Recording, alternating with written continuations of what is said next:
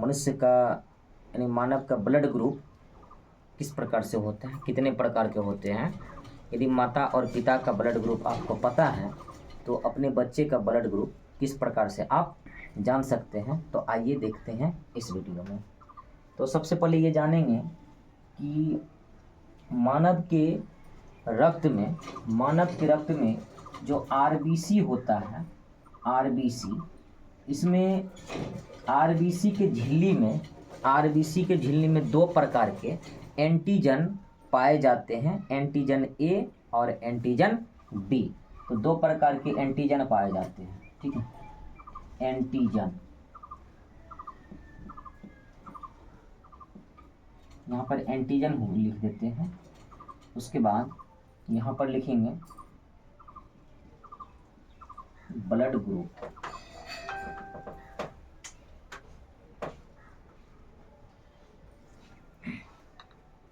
उसके बाद यहाँ पे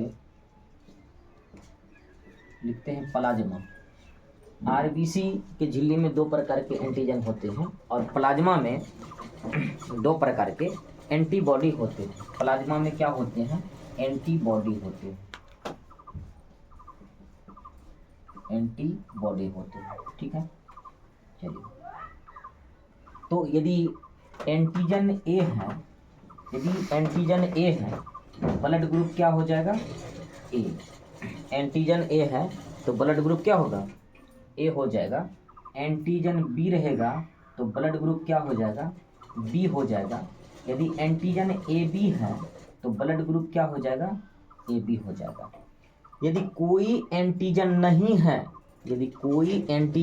है तो ब्लड ग्रुप उसका क्या हो जाएगा, कोई एंटीजन नहीं है तो ब्लड ग्रुप हो जाएगा ओ। एंटीजन ए तो blood group A, antigen B तो blood group B, antigen A B दोनों हैं तो ब्लड ग्रुप ए बी हो जाएगा। और कोई एंटीजन नहीं है तो ब्लड ग्रुप उसका क्या हो जाएगा, ओ हो जाएगा। एंटीजन और एंटीबॉडी दोनों एक समान नहीं हो सकता है। ऐसा होने पे रक्त चिपचिपाहट हो जाएगा और लचलचा हो जाएगा, गाढ़ा हो जाएगा, जिसका संचरण सही से शरीर में नहीं हो पाएगा। यदि एंटीजन ए है तो एंटीबॉडी जस्ट उसका क्या हो जाएगा, विपरीत होगा, यानी कि ये क्या हो जाएगा, बी हो जाएगा। यदि एंटीजन बी है तो एंटीबॉडी ए हो जाएगा। यदि एंटीजन ए बी है तो कोई भी उसमें एंटीबॉडी नहीं होगा, यदि एंटीजन कोई भी एंटीजन नहीं है तो उसमें एंटीबॉडी दोनों आ जाएगा, ए बी क्या हो जाएगा, ए बी हो जाएगा। तो ये बात आपको यहाँ तक समझ में आ गया होगा, ठीक है। चलिए, कि रक्त समूह, मानव के रक्त समूह को 4 भागों में बांटने के लिए उसमें 3 एलील या जीन होते हैं, उसको जीनोटाइप के अंतर्गत समझते हैं। अब जैसे कि मान लेते हैं कि रक्त समूह, ध्यान दीजिएगा, रक्त समूह, और इधर लिख देते हैं जीनोटाइप।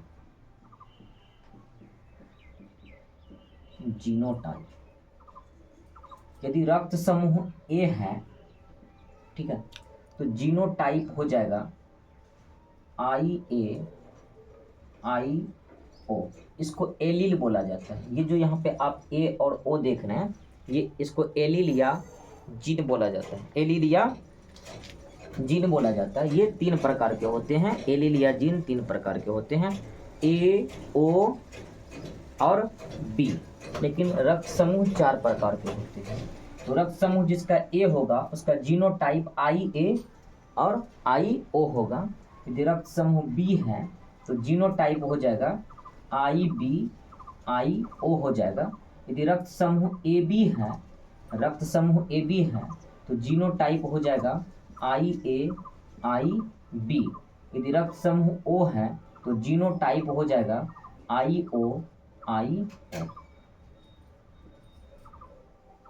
तो ये याद होना चाहिए। एक बार फिर से देख लेते हैं। यदि रक्त समूह ए है तो जीनोटाइप IA IO। यदि रक्त समूह बी है तो जीनोटाइप IB IO। यदि रक्त समूह AB है तो जीनोटाइप IA IB हो जाएगा। और यदि रक्त समूह O है तो जीनोटाइप हो जाएगा ओ आई ओ। और यहाँ पे ये भी ध्यान देना है कि अकेले आई ओ प्रभावित होते हैं, निष्क्रिय होते हैं, ये इसका कोई प्रभाव नहीं पड़ता है। अब यहाँ पे देखते हैं, यदि यहाँ पे ए है, माता का रक्त समूह बी है, तो होने वाले बच्चों का रक्त समूह क्या होगा, इसको जानने के लिए जीनोटाइप पता होना चाहिए। यदि ब्लड ग्रुप ए है तो इसका जीनोटाइप क्या हो जाएगा, तो I0। ये याद रखना आसान है, अकेले ओ क्या होता है, ओ प्रभावित होता है, तो यहाँ पे ए हो जाएगा। और यहाँ पे ब्लड ग्रुप बी है तो जीनोटाइप हो जाएगा IBIO। अब यहाँ पे देखते हैं संभावित होने वाले बच्चों में संभावित ब्लड ग्रुप क्या हो सकता है। तो यहाँ पे देखते हैं कि IA और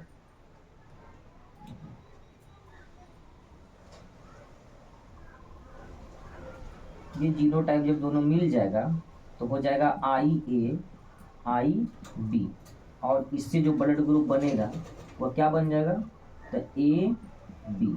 देखिए IA IB से कौन सा ब्लड ग्रुप बनता है, तो AB बनता है, तो क्या हो जाएगा AB। फिर यहाँ पे देखते हैं IA और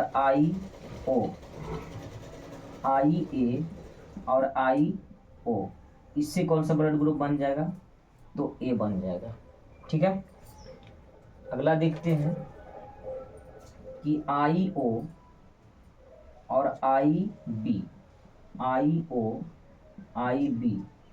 से कौन सा ब्लड ग्रुप बन जाएगा, तो B हो जाएगा। फिर यहाँ पे IO इससे कौन सा ब्लड ग्रुप बन जाएगा, तो O। ठीक, यदि पिता का A है, माता का B है, तो संभावित होने वाले बच्चों में ABO यानी कि सभी तरह का रक्त समूह हो सकता है। ठीक है, इसी प्रकार से आप निकाल सकते हैं।